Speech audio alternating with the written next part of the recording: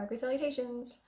On Sunday morning, I received an email from Ulta that advertised their new palette that just came out in collaboration with the Black Widow movie that is, well, supposed to be coming out in May, but at this point, who knows. So this really should have been very exciting for me because it's Black Widow and it's makeup, and I love both of these things, and it's both of those combined. But unfortunately, dang it, Ulta, I am disappointed and underwhelmed. If anybody remembers the Endgame collection that they did last year when, Avengers Endgame is coming out, it's not quite that level of bad, but that's not saying very much, honestly.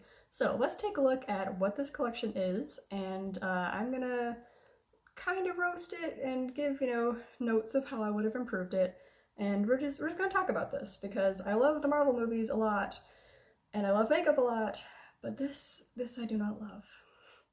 So, the first thing I'm going to talk about is there are 3 different makeup bags, which looks surprisingly nice. But what isn't nice is that they are $16, $18, and $28.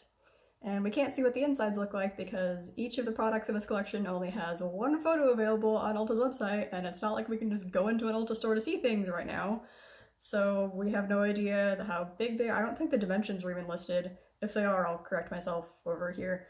And we don't really know what they look like that well, and $28, I mean, if these go on sale, I'd probably get one, but until then, next. There are 2 eye brushes and 2 face brushes, which are $10, $12, $16, and $20.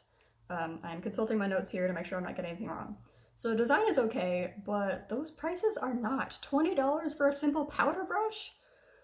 And there aren't even any visible indications that they're Black Widow brushes on them as far as we can see. I mean, they might have the Black Widow logo or something on the back of the brushes, but again, since there's only one photo available of each thing on the website, all we can see is it says Ulta Beauty on the side.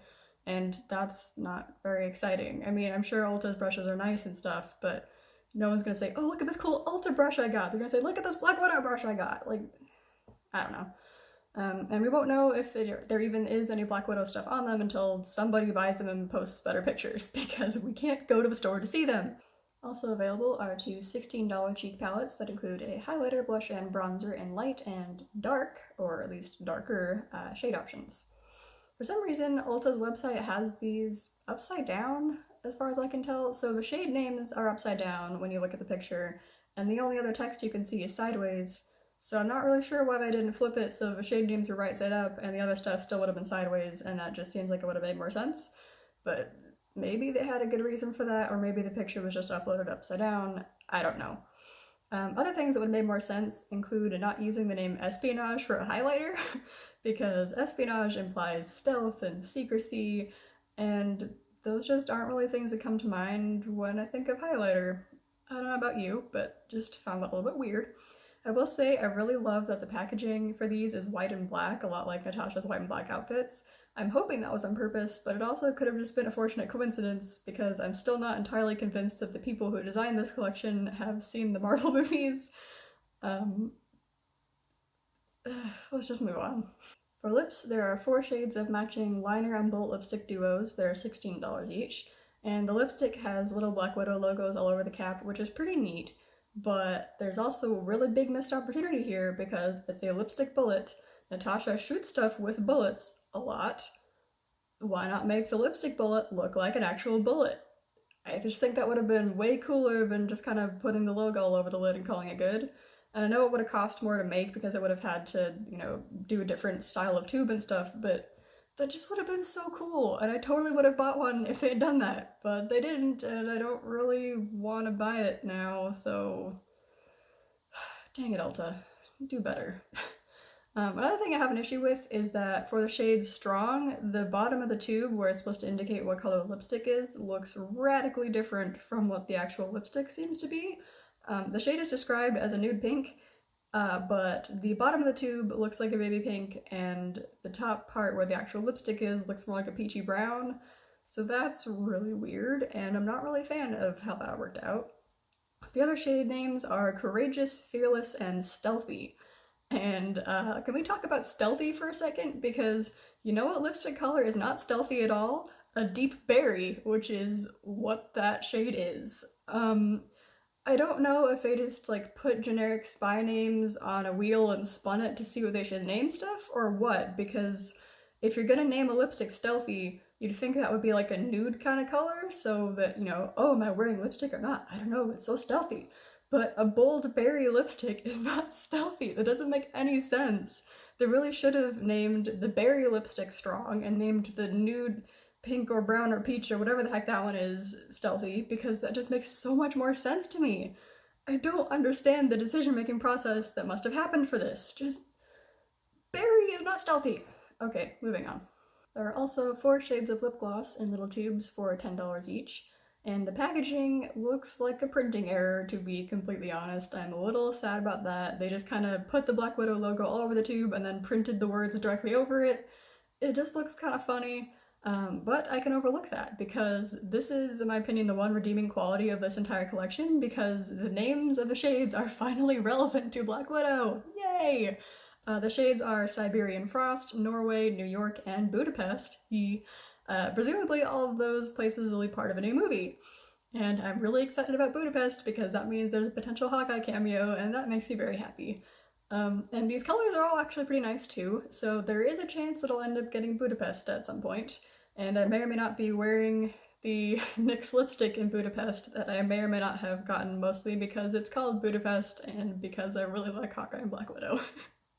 The final product in this collection is the one that inspired this entire video, and that is the eyeshadow palette that, in my opinion, really doesn't fit Black Widow at all. It looks like just a lamer version of the ColourPop Mulan palette that they just made for the live-action remake. It's not good. And even putting aside how I feel about neutral shadows just as a whole, it's really disappointing. There's like the dark red and the black and the shimmery dark gray. Those ones make sense for Black Widow, I think.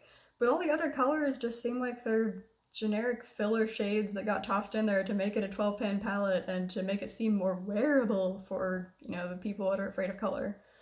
Just, Ulta, why did you do what you did here? Also, the shade names are once again just generic spy words, which is hugely disappointing. I mean, I don't expect every shade to be a reference to something, but fiery? Is that gonna make sense after I've seen the movie? Or was that just because she's a redhead? Is there gonna be a safe house or sabotaging happening? Is she gonna have to solve a cipher during the movie? This just seems really weird. And I mean, if after I see the movie all these shade names make sense, I'll issue an apology to Ulta and I'll like make an update video or something talking about how wonderful the names are that they chose. But I just kind of don't see that happening, and I wish they had done better. While I'm talking about palettes with bad shade names, let's revisit that Ulta and Avengers collaboration they did last year for Endgame, because that palette was a disaster in the naming department. There was one relevant shade, it was a green shade named Smash, which clearly was referencing Hulk. Cool. All the other shades, I have no idea what they were going for. There's the shade called Gauntlet that was like a rusty burgundy kind of color, so maybe that was supposed to look like the gauntlet that Tony made. It doesn't really though, so I don't know what happened there. And then there was a shade called I've Got This, but I don't think anyone said that phrase at all during that entire movie, so that's kind of weird. And they had so much material to work with all of the Avengers, and they only had one relevant shade in the whole palette, and I don't understand how that happened. Also, nobody needs 4 different variations of creamy beige in the same palette. Why? Why, Ulta? You didn't need to do that. So the Black Widow palette isn't that bad, but it was still disappointing. After I first got that email and started looking at the Black Widow collection and looking at how they did the palette, I immediately started brainstorming how I would have done things differently and kind of rambling to my poor husband about all the things I did wrong, and so I decided I would just make my version of what that palette should have been.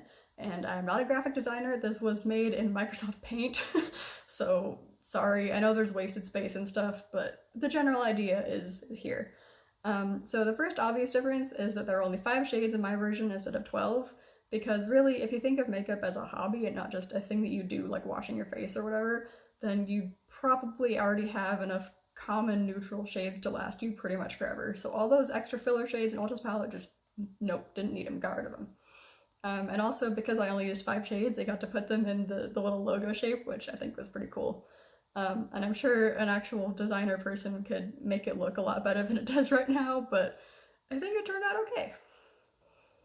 If I had decided to choose shades based on the makeup that Natasha herself wears, I wouldn't have bothered designing the palette, to be quite honest, because every brand out there basically has already done that.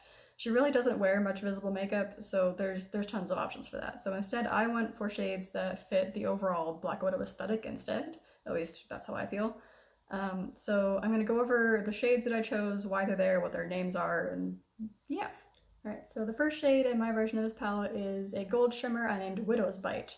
And the Widow's Bite is what she wears around her wrists. And I know in the movies they're black, and I mean after Age of Ultron they also glow blue, but I figured I would go with more like the comic art style because I thought a gold would be easier to work with the other colors that I chose, and a glowy blue might kind of throw off the average makeup wearer looking at this palette because, I mean, blue eyeshadow is always intimidating, but when it's in a palette with these other colors, it would just be whoa. So it's not movie accurate, but I think the gold works still. The next color is Red Room, which is a shimmery red named for the place where Natasha and a lot of others were trained as assassins. It's a little dark, metaphorically, but it's a huge part of her character, so I thought it fit pretty well in here. The middle shade is a matte black that I named Pistol because she uses those when she isn't close enough to take people out with her sweet fighting skills. The next shade is Ledger because of her famous "I've got red on my ledger" quote, you know, when she was talking to Loki. And it seemed like a pretty obvious name choice there. The color itself, so when I was looking for eyeshadow pictures to use for this, I couldn't find the like dark matte red I was envisioning, so this is kind of more purple than I was intending, but there just aren't that many dark matte reds out there, which is weird. And I tried to use colors based on the color that I chose today, and I even struggled to find just like a dark matte red to use, and I never really realized that was such an unusual eyeshadow color, but it would be in my palette, darn it. I wish it were real. Anyway, the last shade that I chose is just a matte gray that I called Shadow, as in, you know, shadowing somebody like a spy would do, and the darkness that spies hide in. So I think naming-wise and color-wise, it worked out pretty well. I don't know if this is a palette that a lot of people will want to buy because it is a little intimidating to look at, but I think it's cool. I would buy it. If Ulta and Marvel had come to me for advice about this collaboration, that's what I would have told them, basically. I would have showed them my version of the palette and given them the criticisms about all the things that I already mentioned. And I also honestly might have suggested that they make the cheek trios into just singles because it's really hard to design a highlighter, blush, and bronzer trio that will work on a variety of skin tones. And if there's even one shade that doesn't work on you when you buy the thing, then that's a third of the product you can't use for its intended purpose, and that's just really lame and it doesn't feel good. So they could have done like the highlighters in the white packaging and the blushes in maybe red packaging and the bronzers in a black packaging or something, and just made little singles so you could choose the colors that will actually work on your face. I don't know. So hopefully this was interesting for you, and I know I had a lot of fun going over these products and kind of talking about all the things I would have done differently. And let me know if there's another sad collaboration that I should look at and try to redesign. Maybe I'll go revisit that Avengers one because a year later I'm still mad about how bad that was. I really wanted to love it and they goofed. They goofed it up so hard. Anyway, I do want to keep on making more makeup videos because it is really fun, but I can't promise that they'll happen quickly because Animal Crossing has kind of taken over my life. Whoops. But you know, I'll keep trying to post stuff every once in a while, and let me know if you have ideas or requests, things you want me to do. And until then, stay safe, wash your hands, social distance, and take care. Bye.